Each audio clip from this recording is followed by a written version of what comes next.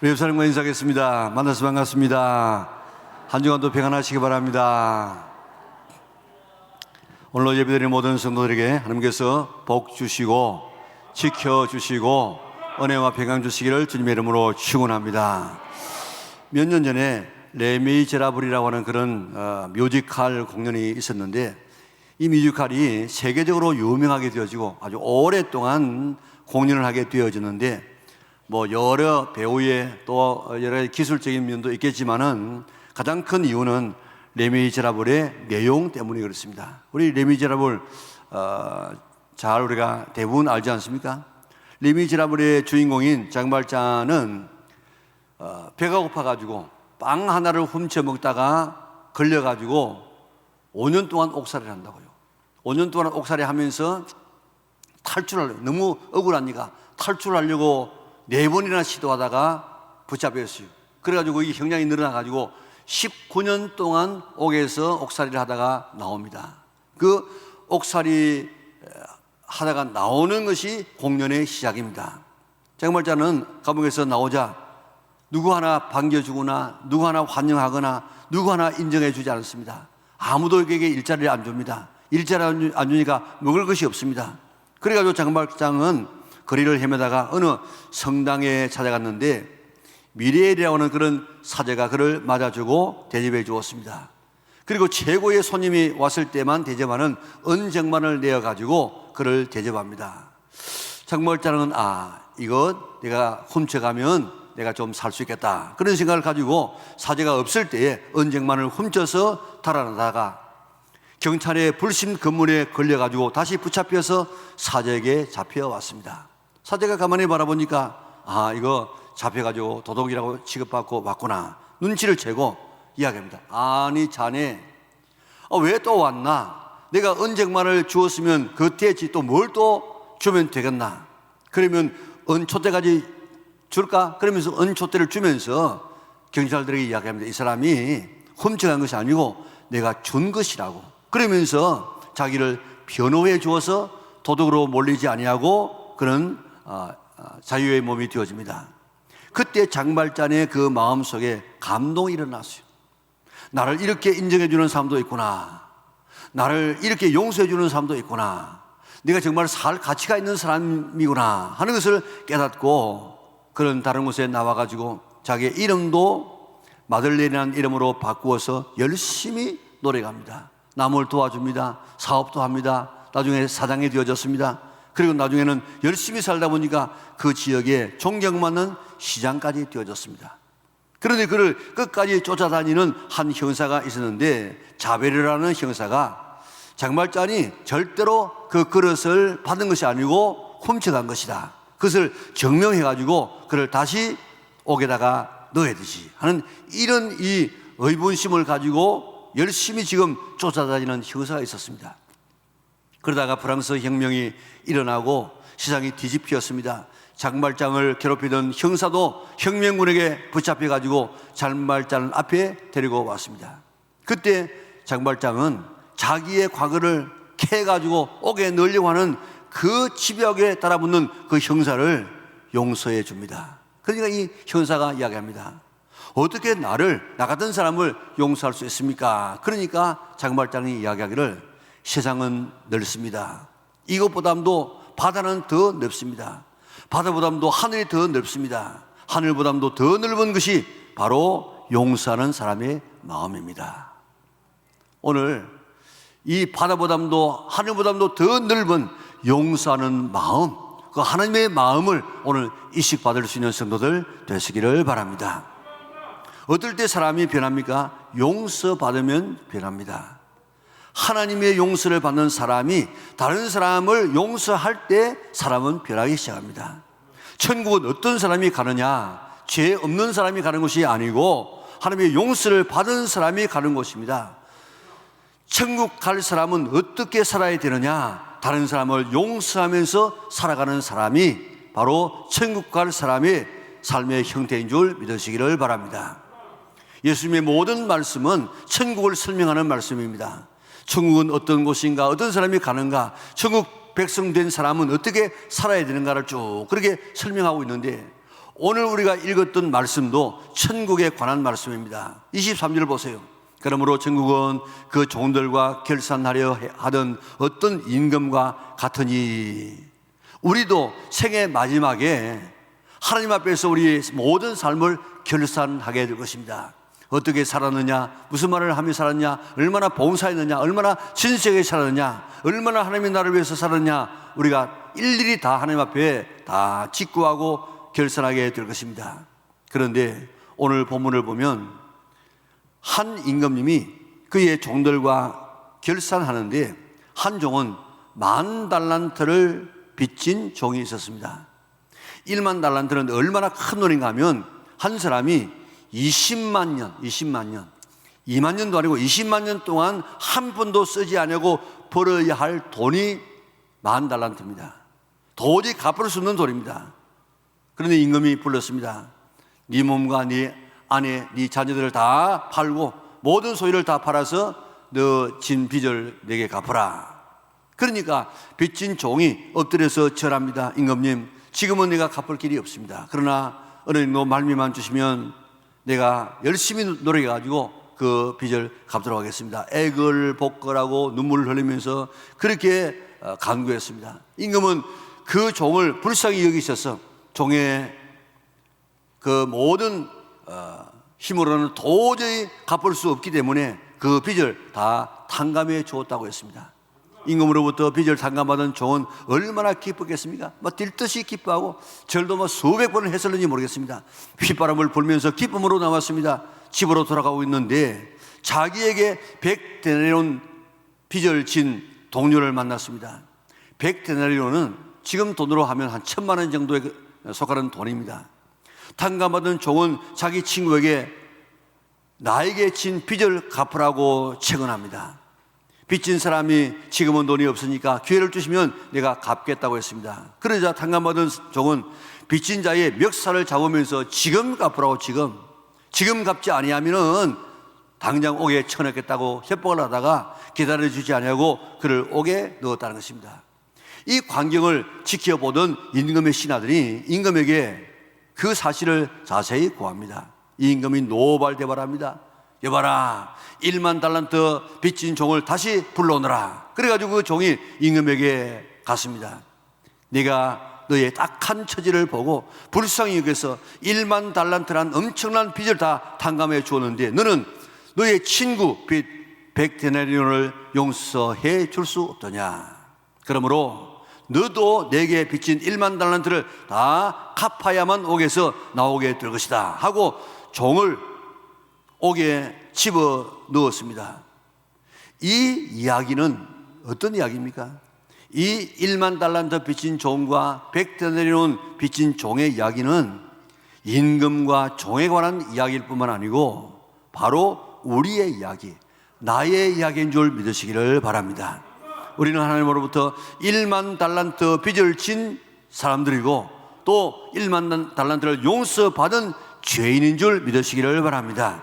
우리는 하나님으로부터 얼마나 빚을 진 것 같습니까? 하나님은 우리를 창조하신 창조주요 우리의 왕이십니다. 우리는 당연히 하나님을 섬기고 순종해야 되는데 우리는 하나님을 섬기지 아니하고 내가 왕이 되어서 내 마음대로 살려고 했던 그런 사람들입니다. 이것이 아담과 하와의 죄입니다. 아담과 하와만 이런 죄를 지은 것이 아니고 우리 모두는 다 하나님을 섬기지 아니하고 내가 하나님이 되어서 내 마음대로 살려고 했던 그런 죄인들이었습니다. 우리 생각할 때 내가 내 마음대로 살아가는 것이 뭐가 죄냐? 내가 번 돈 가지고 내 마음대로 쓰는 것이 뭐가 죄냐? 내가 가진 입 가지고 내 마음대로 말하는 거 뭐가 죄냐?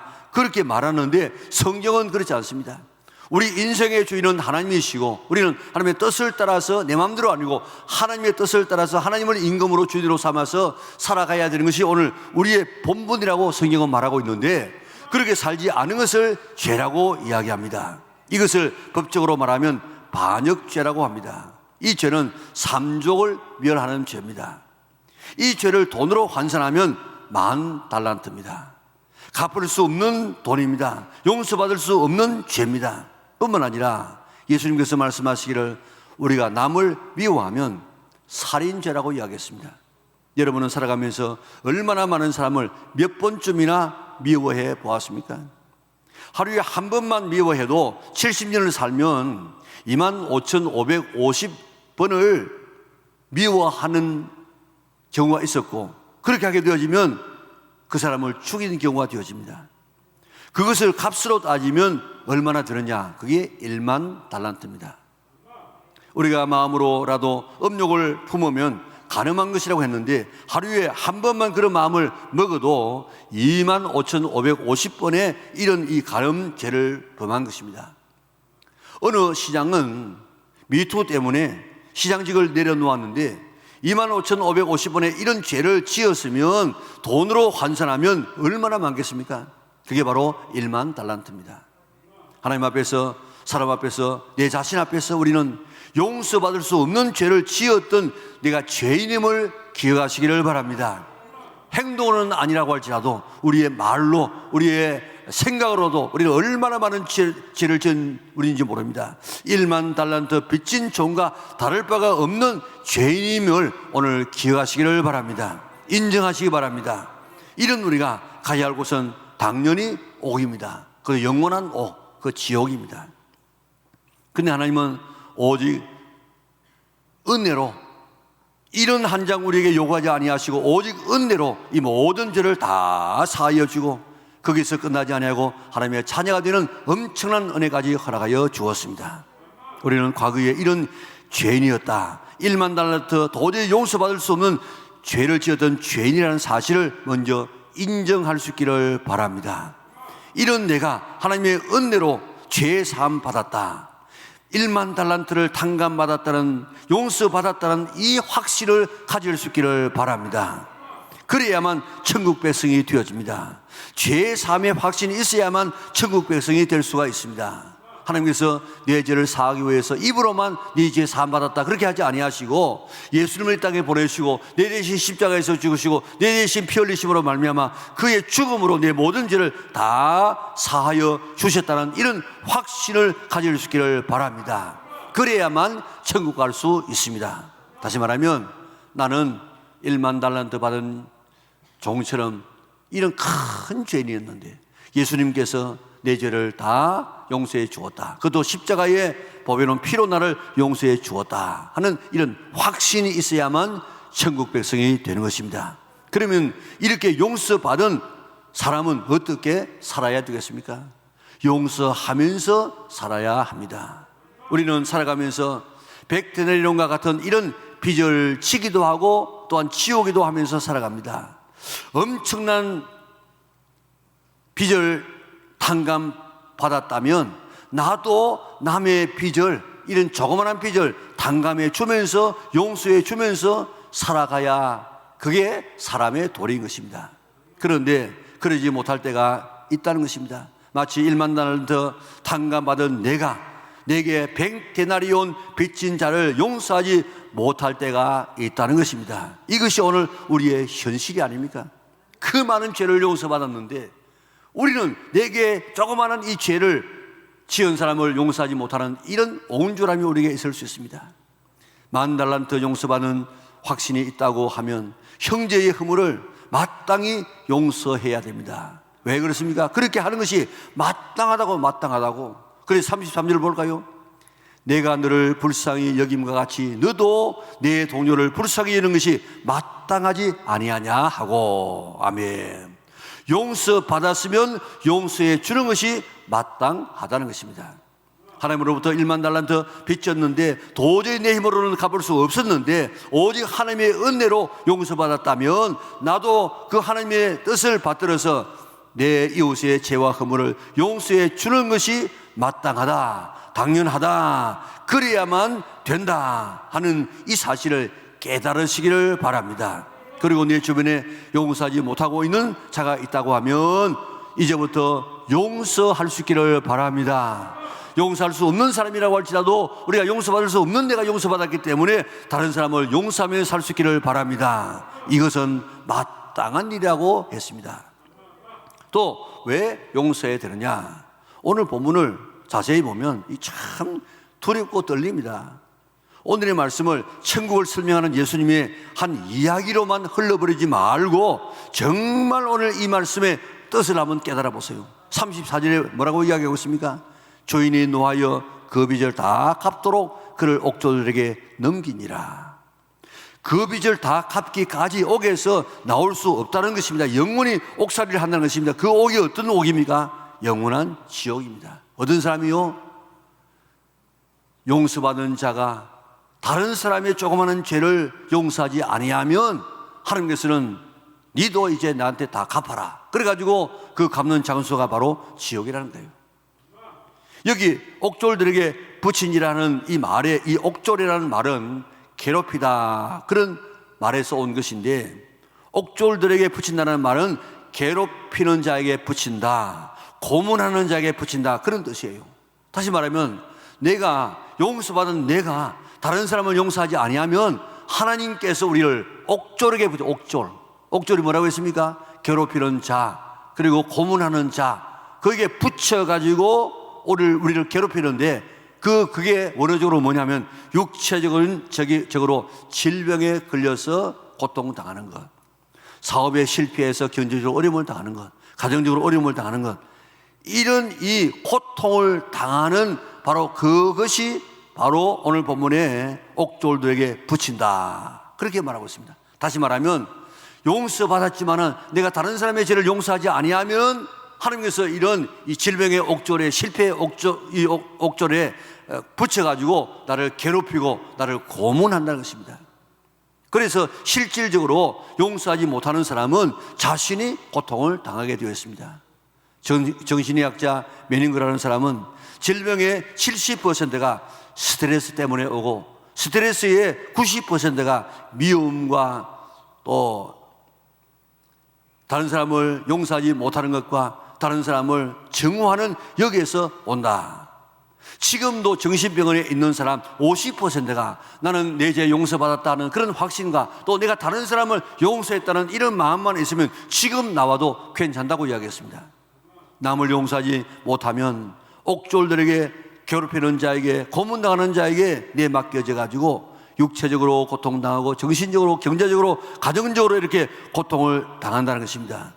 거기서 끝나지 아니하고 35절에 보니까 너희가 각각 마음으로부터 형제를 용서하지 아니하면 나의 하늘 아버지께서도 너희에게 이와 같이 하시리라.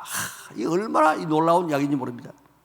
너희가 용서하지 아니하면 하늘 아버지도 나도 너희를 용서하지 않겠다는 것입니다.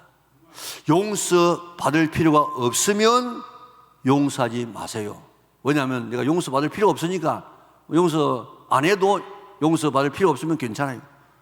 그러나 하나님의 용서가 필요하면 용서하시기 바랍니다. 왜냐하면 우리가 용서받으려고 하면 용서를 해야만 용서받을 수 있기 때문에 용서가 필요하면 용서할 수 있기를 바랍니다.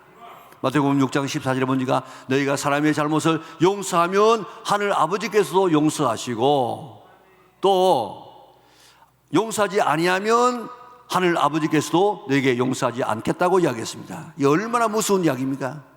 용서를 받았으면서도 용서하지 않는 사람은 악한 종과 같은 처지가 된다는 것입니다. 악한 종이 어떻게 되겠습니까? 옥에 가두어졌습니다. 그게 지옥에 가두어지고 또 옥졸들에게 붙여졌다는 것입니다. 옥졸이 뭐라고 했습니까? 괴롭히는 자, 고문당하는 자에게 맡겨가지고 육체적으로, 정신적으로, 경제적으로 온갖 그런 어려움을 지금 당하게끔 만든다. 그런 이야기입니다. 얼마나 무서운 이야기입니까? 이 비유를 옛날 이야기로만 취급하지 말고 용서받았으면 용서하지 않는 사람들은 악한 종과 같은 처지가 된다는 것을 우리가 깨닫고, 그래서 안 돼야지, 이제 용서하며 살아야지, 그런 결심을 할 수 있는 성도들 되시기를 바랍니다. 하나님의 용서를 받고 이웃을 용서하지 않으면 하나님의 심판을 받게 된다는 것입니다. 용서는 남을 위해서 하는 것이 아니라 나를 위해서 하는 것입니다. 내게 유익이 되기 때문에 예수님은 용서하라 70번씩 7번이라도 용서하라고 했습니다. 용서하지 않으면 주기도문을 제대로 외울 수가 없고 신앙생활이 제대로 될 수가 없다는 것입니다. 주보 칼럼에 나와 있는 것 보세요. 세계 2차 대전이 끝났습니다. 폴란드에서 큰 크리스찬 모임이 있었습니다. 서독의 평화사절단이 방문하여서 독일이 폴란드에 행한 만행에 대해서 용서해 줄 수 있습니까? 용서해 주시겠습니까? 그렇게 물었습니다. 폴란드의 한 그리스도인이 그것은 불가능한 일입니다. 왜냐하면 바르샤바의 돌 하나하나가 다 폴란드 사람의 피로 다 젖어 있는데 어떻게 우리가 독일 사람을 용서할 수 있겠습니까? 못합니다. 그래서 모임은 끝납니다. 보통 끝날 때 주기도문으로 하지 않습니까?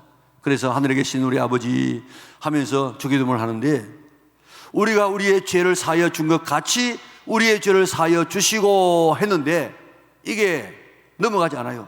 우리가 우리의 죄를 사하여 준 것 같이 사하여 주지 않았어요. 사하여 준 것 같이 우리 죄를 사하여 달라고 했는데 우리가 독일 사람의 죄를 사하여 주지 아니하면 우리의 죄를 하나님께서 사하여 주지 않는다 이 말입니다. 그래서 그 부분에 와서 모든 사람이 약속이나 한 것처럼 딱 멈추었었어요. 시간이 오래 흘렀습니다. 침묵이 흘렀습니다. 독일 사람을 용서하지 못한다고 했던 폴란드 사람이 당신들의 요구를 들어주어야 되겠습니다. 당신들을 용서하지 않고는 주기도문을 외울 수가 없을 것 같습니다. 인간적으로는 할 수가 없는 일이지만 하나님이 힘 주실 줄 믿고 당신들을 용서합니다. 그 말이 끝나자 약속이라도 한 것처럼 우리를 시험에 빠지지 않게 하시고 하면서 쭉 주기도문을 계속하다가 마지막에 아멘 하고 마쳤습니다. 폴란드인들이 독일인을 용서할 수 없었다고 했던 것처럼 용서할 수 없는 사람들이 있습니까?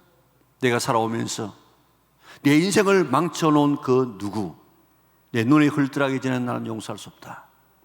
내 재산을 거들락해서 오늘에 이렇게 참 힘들게 살도록 만든 그 암흑에 용서할 수 없다. 내 사랑을 배신했던 그 누구, 내가 용서할 수 없다.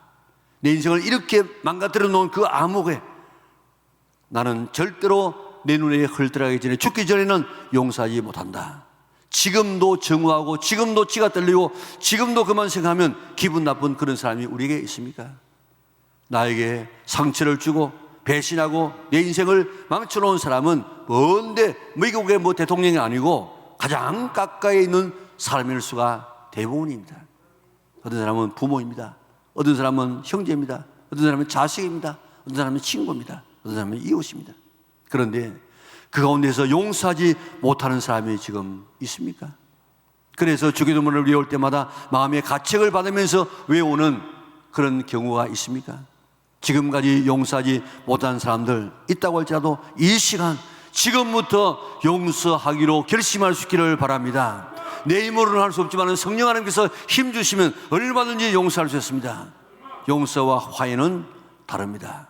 화해는 쌍방이 만나서 서로 주고받으면서 내가 잘못했다, 너도 잘못했다. 그래서 조정해서 이렇게 화해하는 것이 화해지만은 용서는 내가 일방적으로 할 수 있습니다. 세상을 떠난 사람과도 화해할 수 있습니다. 나를 위해서 용서해야 됩니다. 내가 용서하지 않으면 하나님도 용서하지 않겠다고 했기 때문입니다. 옥졸들이 괴롭히는 자들이 고문하는 자들이 되어져서 계속 나를 괴롭힐 것이라고 이야기하고 거기서 끝나지 않고 영원한 옥에 갇힐 것이라고 이야기했습니다. 용서는 하나님의 명령이기 때문에 용서할 수 있어야 됩니다. 용서는 용서받은 자의 마땅한 일이기 때문에 용서해야 됩니다. 용서는 내 자신을 위해서라도 용서해야 됩니다. 용서하지 않으면 하나님의 용서를 받을 수 없기 때문에 용서받아야 하는 것 때문에 우리도 용서해야 됩니다. 지금까지 용서하지 못한 사람이 있습니까? 오늘 이 시간 하나님 앞에서 우리 양심적으로 우리 하나님 앞에 아무개를 용서합니다. 용서할 수 있는 성도들 되시기를 바랍니다. 우리가 하나님 앞에서 누구를 용서한다고 선포해 보시기 바랍니다. 그리고 그 사람을 위해서 기도할 수 있기를 바랍니다. 그래야만 내가 그 종들에게서 자유할 수 있습니다. 나를 괴롭히는 그 종에게서 자유할 수 있습니다. 내게 기쁨과 행복을 누릴 수 있습니다. 따라 하시기 바랍니다. 크게 하시기 바랍니다. 아버지 용서합니다. 이 세상에서 아버지, 어머니를 용서하지 못하는 사람이 이외로 많습니다. 어머니 용서합니다. 오빠와 형님을 용서합니다. 동생을 용서합니다. 아무개를 용서합니다. 아무개, 나만이 알고 있는 그 아무개 절대로 용서할 수 없었다 했던 그 아무개, 그 이름을 생각하면서 다시 아무개를 용서합니다. 신앙생활 중에 가장 힘든 것은 봉사하고 충성하는 것이 아닙니다. 용서하는 것이 가장 힘든 일인 줄 믿으시기를 바랍니다. 우리는 억만죄악으로부터 오직 은혜로 용서받았다는 확신을 가질 수 있기를 바랍니다. 그리고 남의 조그마한 허물을 용서하면서 사는 것이 용서받은 자의 마땅한 삶인 줄 믿으시기를 바랍니다. 용서받은 자가 용서하지 않으면은 하나님 놀이를 용서하지 않는다고, 하나님의 용서가 필요 없는 사람은 용서 안 해도 괜찮아요. 그러나 하나님의 용서가 필요한 사람은 다 용서할 수 있기를 바랍니다. 용서하지 않으면 오늘도 옥졸들이 나를 괴롭힙니다. 나를 고문합니다. 그래서 우리에게 있는 각가지 어려움들이 우리에게 계속해서 몰려오기 시작하다가 거기서 끝나지 않고 영원한 옥에 가두어져서 그 영원한 1만 달란트 갚을 수 없는 죄값을 거기서 영원히 갚게 될 것입니다. 그러니까 용서는 나를 위해서 용서하는 것입니다. 하나님의 용서받은 자가 이웃을 용서해서 참 용서받은 자의 이런 기쁨과 이런 자유를 누리며 천국에 넉넉하게 들어갈 수 있는 우리 연합의 온 성도들 될 수 있기를 주님의 이름으로 축원합니다.